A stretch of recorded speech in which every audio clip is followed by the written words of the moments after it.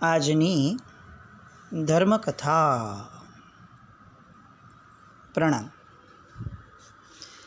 વિક્રમાદિત્ય દૈવદમની સાથે લગ્ન થયા. નવયૌવના અને રૂપવતી એવી દૈવદમની, અને એમાં પણ નવવધૂના વિશે જાણે એનું રૂપ અને યૌવન લજ્જાની રક્તિમાં સાથે સહસ્ત્ર ગણું ખીલી ગયું હોય એવું સરસ મજાનું એનું રૂપ ખીલ્યું હતું. નીચી નજરે ઢાળીને આ દૈવદમની પોતાના સ્વામીનાથને જાણે આવકારી રહી હોય એ રીતે વિક્રમાદિત્ય સાથે વાતો કરે છે. પ્રથમ રાત્રિનો વાર્તાલાપ છે. વિક્રમાદિત્ય સામેથી શતરંજની રમતની વાતો કાઢે છે, અને રમતની દરમિયાનમાં પોતે જે સ્વપ્ન જોયું હતું એ જે વાત હતી એ વાત મિથ્યા હતી. હકીકતની અંદરમાં પોતાના મિત્ર અગ્નિવૈતાલ એના બળ દ્વારા 71 માતાના મંદિરની અંદરમાં પોતે સદેહે આવ્યા હતા. આ આખી વાતનો ઘટસ્ફોટ વિક્રમાદિત્ય દૈવદમની સામે કરે છે. દૈવદમનીને ખરાબ નથી લાગતું. એ ઝઘડા કરવા નથી બેસતી કે તમે મને કહ્યું કેમ નહીં, મારાથી આ વાત છુપાવી શા માટે. લગ્ન જીવનની આ એક સરસ મજાની એક બાજુ છે, એક સાઈડ છે કે જેની અંદરમાં એકબીજા પ્રત્યેના સ્નેહભાવની અંદરમાં જે પણ ઘટનાઓ બની છે ને એ ઘટનાઓના આશયને મહત્ત્વ અપાય, એ ઘટનાઓના કૃત્યને, એ ઘટનાઓને મહત્ત્વ ન અપાય. ભૂતકાળ એ ભૂત જેવો હોય છે, એને જેટલું વળગશું એટલું એ આપણને હેરાન વધુ કરશે. આ એક થિયરી એ લગ્ન જીવનનો પાયો હોય છે. ભૂતકાળને વિસ્મરણની ધારામાં જેટલું વહી જઈ શકાય એટલો વર્તમાન સારો થઈ શકે. આવો એક ભાવ.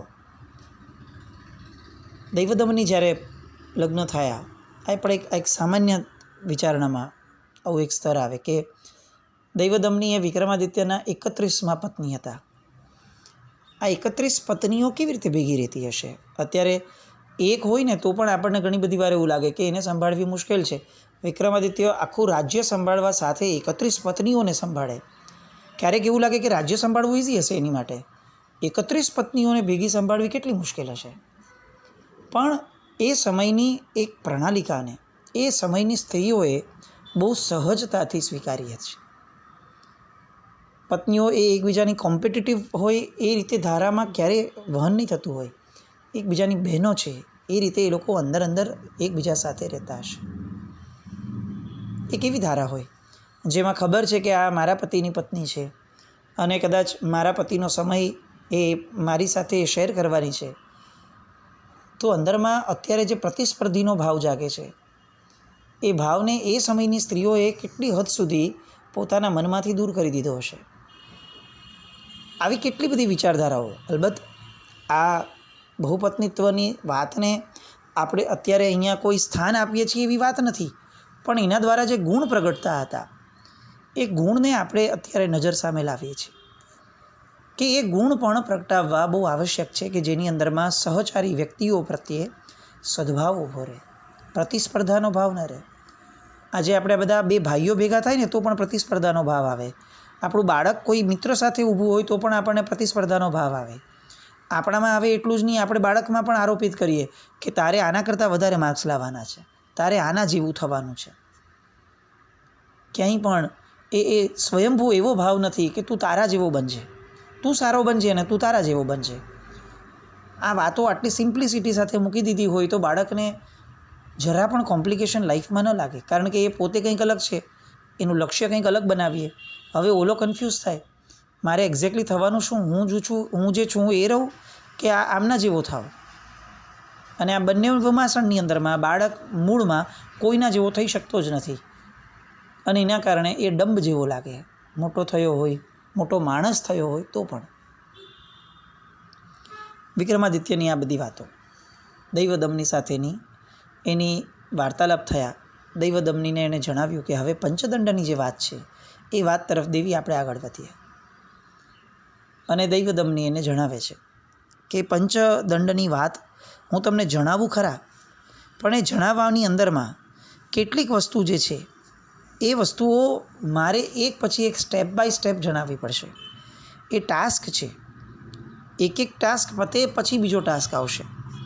એટલે આપ જો ખરેખર એ દિશામાં જવા માંગતા હો તો સૌથી પહેલાં આપ એ તૈયારી રાખો કે આ બધી બહુ જ મુશ્કેલ ઘડીઓ છે, મુશ્કેલ વાતો છે કે જે વાતોને પૂર્ણ કરવામાં ઘણા કષ્ટ આવી શકે એમ છે. પ્રાણાંતે ભોગ આવી શકે એવી પણ શક્યતાઓ છે.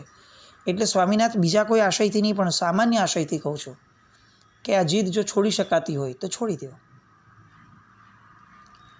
અને વિક્રમાદિત્ય હસીને એને કહે છે કે ક્ષત્રિય એ છે કે જે પોતાના ક્ષાત્રવટની સાથે જીવે, જે લોકોના પ્રમાણે જીવે, જે મુશ્કેલીઓને જોઈને જીવે, એ ક્ષત્રિય શેનો. અને મારો એક સહજ સ્વભાવ છે, એકવાર મારા મનની અંદરમાં કોઈ વસ્તુની જીદ બેસે છે અથવા એને જાણવાની જિજ્ઞાસા જાગે છે, પછી મને બીજી બધી વસ્તુઓ એ બહુ ગૌણ લાગે છે. એ જીદને સંતોષવી, એની માટે જે સાહસ કરવું પડે એ કરવું, એ જ મને એ સમયે મારું કર્તૃત્વ લાગે છે.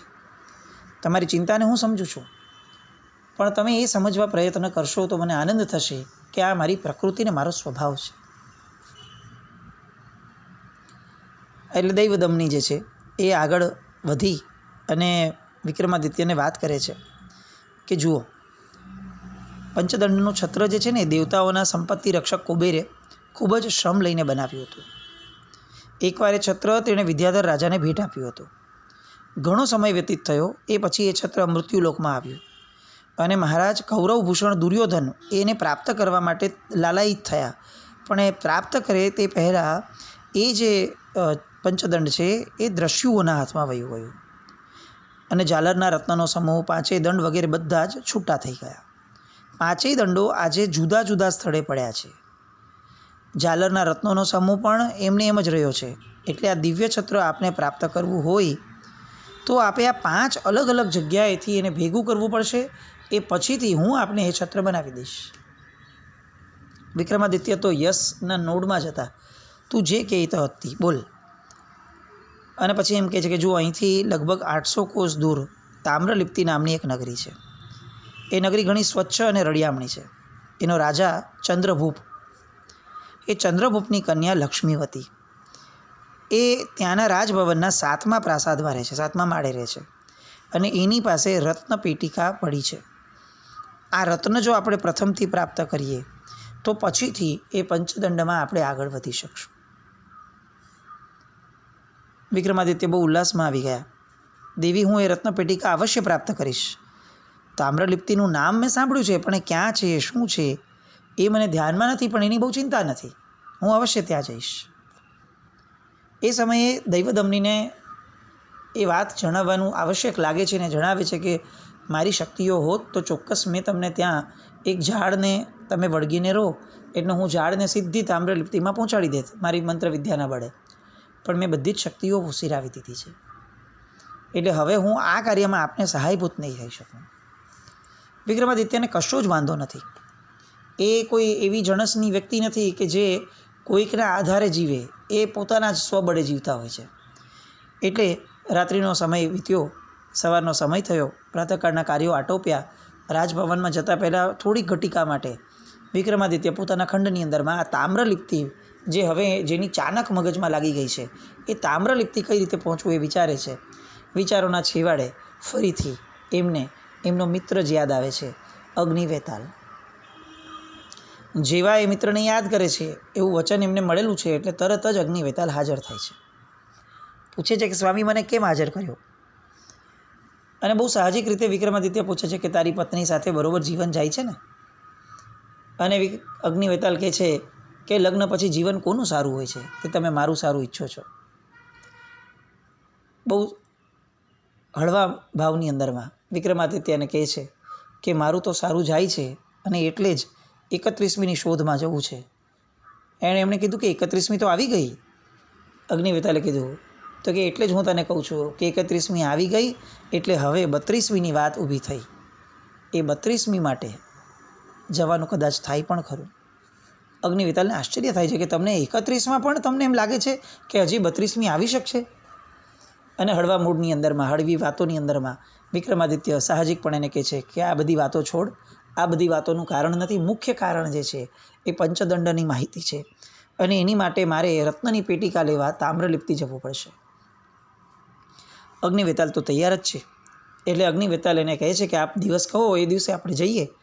વેતાલને જણાવે છે કે મારે બધી પત્નીઓ અને રાજ્યની બધાની જવાબદારીઓ જે છે એ સોંપવી પડશે. આપણે 2 દિવસ પછીના શુભ મુહૂર્તે આપણે અહીંયાથી વિદાય લઈશું.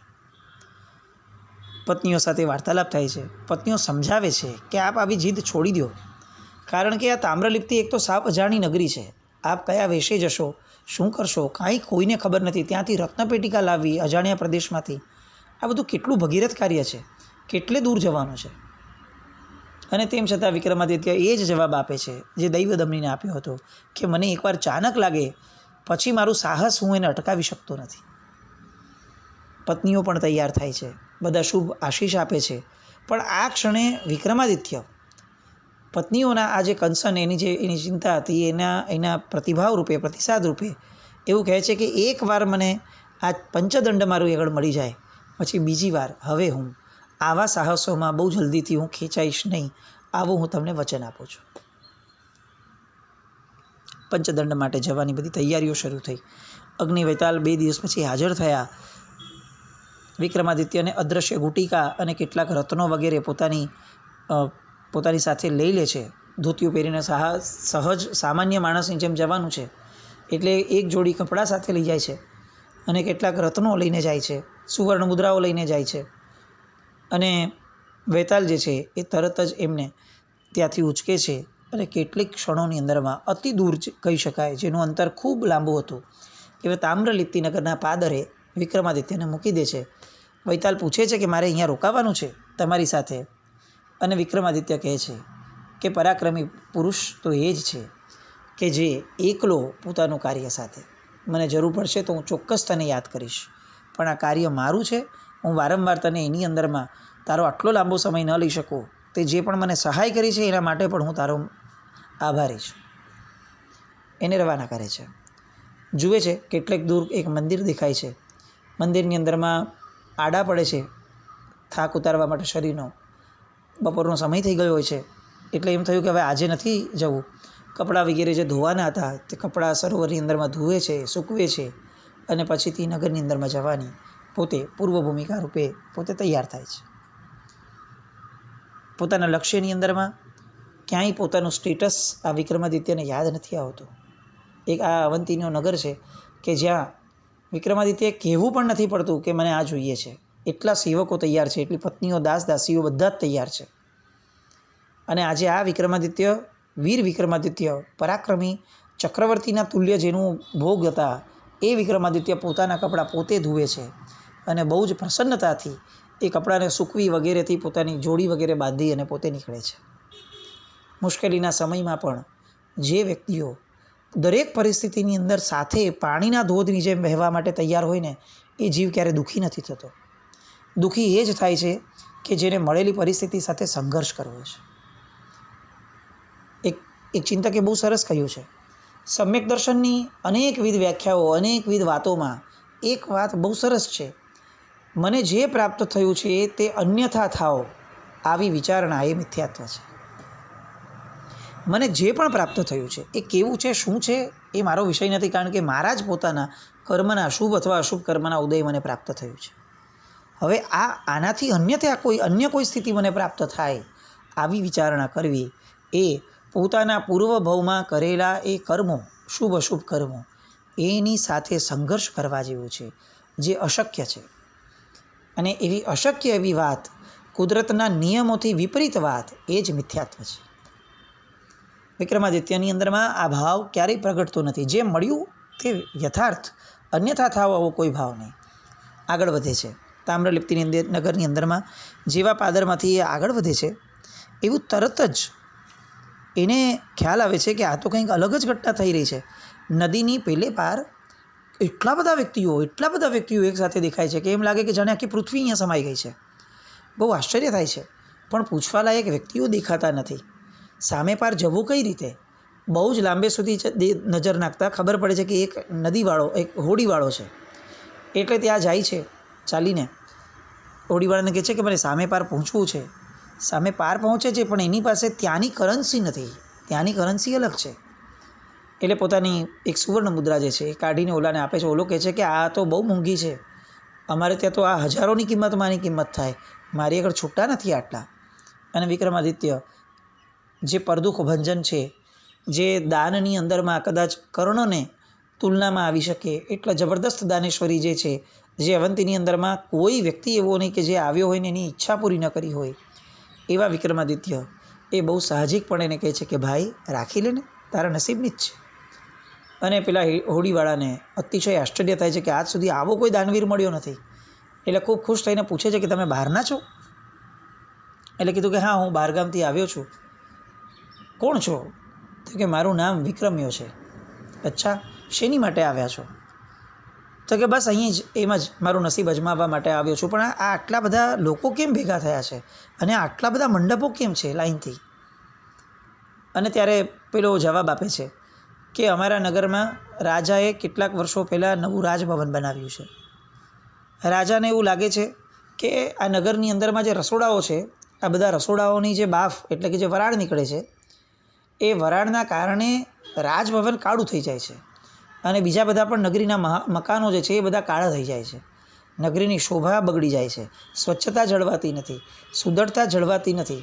એટલે હવે રાજાએ અમારા ફરમાન કર્યું છે કે રાજ્યની અંદરમાં કોઈએ પણ રસોડું કરવું નહીં. એટલે હવે કરવું શું? રસોડા વગર કેવી રીતે ચાલે? એટલે નદીના તટ ઉપર એમણે એક વ્યવસ્થા બાંધીને આપી છે રાજ્ય તરફથી કે જેમને પણ રસોઈઓ કરવી છે બધા લોકોએ અહીંયા પોતપોતાના અલગ અલગ મંડપો બાંધી અને પોતાની રસોઈઓ કરવી. એટલે આખું ગામ અહીંયા રસોઈ કરવા આવે, એ રસોઈ કરી અહીંયા વાપરી અને પછી પાછું ગામમાં જાય. એટલે તરત વિક્રમાદિત્ય પૂછે છે કે ગ્રામવાસીઓ માટે આવો નિયમ અને રાજા પોતે પોતાનું રસોડું શાંતિથી કરે? આ તો અન્યાય નથી? અને ત્યારે કહે છે કે આ રાજ્યની અંદરમાં ક્યાંય અન્યાય જેવી કોઈ ચીજ નથી. જુઓ, આ એકદમ છેડે જે ભવ્ય મંડપ જેવું લાગે છે ને, એ અમારા રાજવીનું રસોડું છે. જે નિયમ પ્રજાજનને લાગે છે એ જ નિયમ રાજાને પણ લાગુ પડે છે અને ક્યાંય રસોડું નથી થતું. વિક્રમને બહુ આશ્ચર્ય થાય છે. સ્વચ્છતાની વાતો તો આપણે ઘણી સાંભળી, પણ આવી સ્વચ્છતાનો આગ્રહ જબરદસ્ત. અને એક પછી એક આગળ જોતો જાય છે. જિજ્ઞાસા વૃત્તિવાળો માણસ છે ને, એ ક્યારેય પણ પાછો નથી પડતો, કારણ કે એ દરેક વખતે અભિનવ છે, દરેક પ્રસંગે નવો છે અને એને કંઈક જાણવું છે, એને એમાં રસ છે.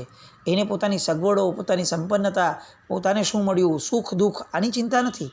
કંઈક નવું જાણવાની ઈચ્છા છે, જ્ઞાનની અભિલાષા છે. એટલે એ તરત હવે પૂછે છે કે અહીંયા કોઈ પાંથેય શાળા છે કે જ્યાં હું ઉતરી શકું? અને પેલો એક વ્યક્તિ આગળ રસ્તો બતાવીને કહે છે કે જુઓ, ત્યાં તે ઓલો મંડપ દેખાય છે ને, એ ત્યાં પાંથેય શાળા છે. ત્યાં તમે આટલી મુદ્રાઓ આપશો તો એ તમને રોકાવા માટે જગ્યા આપશે. પણ મંડપ જેવું જ છે. અહીં કોઈ ધર્મશાળા જેવું નગરની અંદરમાં નથી, કારણ કે ધર્મશાળા બનાવો તો એના ઉતારા પછી એને રસોડું આપવું પડે. હવે રસોડું અહીંયા છે એટલે બધી પાંથેય શાળાઓ અહીંયા આવી ગઈ છે. વિક્રમ તે તંબુમાં જાય છે, જુએ છે, બહુ સહજપણે સૂઈ શકાય એવી વ્યવસ્થા છે. એની મુદ્રા વગેરે આપવા માટે આપે છે પોતાની તામ્રની મુદ્રા, કાંસાની. અને એ ચલણ તો ચાલતું નથી એટલે એને એમ કહે છે કે આ ચલણ તું આખું રાખી લે. હવે એ માણસને એને સાધવો છે, કારણ કે એના દ્વારા એને રાજ્યની અંદર પ્રવેશ કરવો છે. ચાણક્યની બાબતમાં એક વાત આવતી હતી કે એને સીધું જ્યારે આક્રમણ કર્યું હતું ને, ત્યારે એક ડોશીએ ચાણક્ય જ્યારે છુપાવે છે, એના ઘરે જમવા જાય છે, ત્યારે એમ કહે છે કે ચાણક્ય મૂર્ખો છે. એણે આજુબાજુની જમીન જે છે એ પહેલાં એને ખોદવી જોઈતી હતી ને પછી એને મૂળ ખોદવું જોઈતું હતું. બસ એ જ ન્યાય હવે વિક્રમાદિત્ય અહીંયા લગાડે છે. સીધું નગરમાં જઈને, રાજભવનમાં જઈ અને રાજકુંવરીની પાસેથી એ વસ્તુ લેવા કરતાં પહેલાં એણે આખા રાજ્યની પરિસ્થિતિઓ આજુબાજુની એ બધું જાણવું છે. હવે જાણવું કોની પાસેથી? એટલે સૌથી પહેલાં એ ત્યાંનો જે આ રખેવાળ છે, એ રખેવાળને વધુ મુદ્રા આપી એની સાથે બહુ સારી રીતે વાત કરી એને સાધે છે. એની પાસેથી એને ખબર પડે છે કે આ નગરની અંદરમાં હવે હમણાં અમે તો જવાના નથી, અમે તો અહીંયા જ બધી સાર સંભાળ લઈએ છીએ, પણ આ પાછળની જે તંબુ છે એની અંદર કોઈ એક બહુ મોટો શ્રેષ્ઠી આવ્યો છે અને એનો એક માણસ છે. એ માણસ હમણાં રાજ્યની અંદરમાં જવાનો છે અને એ જાણકાર છે એવી એની વાત પરથી લાગે છે. એટલે વિક્રમાદિત્ય જે છે એ તરત જ એ છાવણી જે એણે કીધી એ તંબુ તરફ આગળ વધે છે. ત્યાં ઓલો માણસ એને દેખાય છે એટલે એને ખ્યાલ આવે છે કે આ જ કદાચ તે વ્યક્તિ હોવો જોઈએ. વિક્રમાદિત્ય એને પૂછે છે, કેમ છે દોસ્ત? અજાણ્યા સાથે ઓલો સંગ નથી કરતો. બહુ જ ગંભીર થઈ જાય છે. વિક્રમાદિત્યને લાગે છે કે જાણે કોઈ રહસ્ય છુપાવવું હોય એવી રીતે આ વ્યક્તિ મારી સાથે વર્તી રહ્યો છે. અને વિક્રમાદિત્ય સહજ પણ એને પૂછે છે કે હું બહારથી આવ્યો છું, મારે નગરની અંદરમાં જવું છે, મારી પાસે નગરનું કોઈ જ્ઞાન નથી, મને એવું જાણવામાં આવ્યું કે આપ નગર તરફ જઈ રહ્યા છો, શું આપ મને આપની સાથે લઈ જશો? અને પહેલો કહે છે કે આપ મને આપનું સંબોધન નહીં કરો, હું તો દાસ છું. અને ત્યારે વિક્રમાદિત્ય કહે છે કે આ જગતની અંદરમાં ખરેખર દાસ તો એ વ્યક્તિ છે કે જે બીજા વ્યક્તિઓને દાસ ગણે છે. અહીંયા બધા તુલ્ય છે. એવા સમયે કોણ તું ને કોણ હું? આપણે બધા મનુષ્યો છીએ. કોણ દાસ ને કોણ શેઠ? ચાલ દોસ્ત, મૈત્રીના ભાવે આપણે આગળ વધીએ. સામું આવર્જિત થઈ જાય છે. આ એક કળા છે જે વિક્રમાદિત્યમાં ખૂટી ખૂટીને ભરેલી છે. પેલો વ્યક્તિ હવે સીધો એને નગરની અંદરમાં લઈ જાય છે. નગરમાં આગળ વધતા વધતા હવે એને એવું લાગે છે કે મને અહીંયા આ નગરની અંદરમાં એક દર્પણ ખરીદવાનો છે, તો મારે ત્યાં જવું છે. તો વિક્રમાદિત્ય કહે છે કે ચાલ આપણે ત્યાં જઈએ. અને એક દર્પણ ખરીદવા માટે એ જાય છે. ત્યારે એની આગળ પૈસા જે હતા એ દર્પણ મોંઘો એને ગમ્યો. વિક્રમાદિત્ય કહે છે કે અરે તું કેમ ચિંતા કરે છે, આ લે મેં પૈસા આપ્યા. અને દર્પણ માટેના વિશેષ પૈસા એ આપે છે. ફરીથી કરન્સીના ઇસ્યુઝ થાય છે. એટલે વિક્રમાદિત્ય દર્પણવાળાને પણ કહે છે કે રાખ તું પૈસા, કોઈ ચિંતા નથી. વિક્રમાદિત્યનું દાન જે છે એ પેલો માણસ જોઈ રહ્યો છે. અને હવે પેલા માણસને વિક્રમાદિત્ય પ્રત્યે જે સૌહાર્દ જાગે છે એના કારણે એ કેટલીક અગત્યની વાતો વિક્રમાદિત્યને કહે છે. અને એના દ્વારા એક એવું નવું રહસ્ય, એક એવું નવું જગત ઊભું થાય છે, એક આખી નવી વાત ઊભી થાય છે, એક આખો નવી ઘટના ઊભી થાય છે કે જેના કારણે જે નહોતું વિચાર્યું એવી દિશામાં હવે વિક્રમાદિત્યએ જવું પડશે. એ કઈ ઘટના છે આવતીકાલ પર રાખીએ. જીનાગના વિરુદ્ધ કંઈ પણ બોલાયું હોય. મિચ્છામિ દુક્કડમ. જૈનમ જયતિ શાસનમ.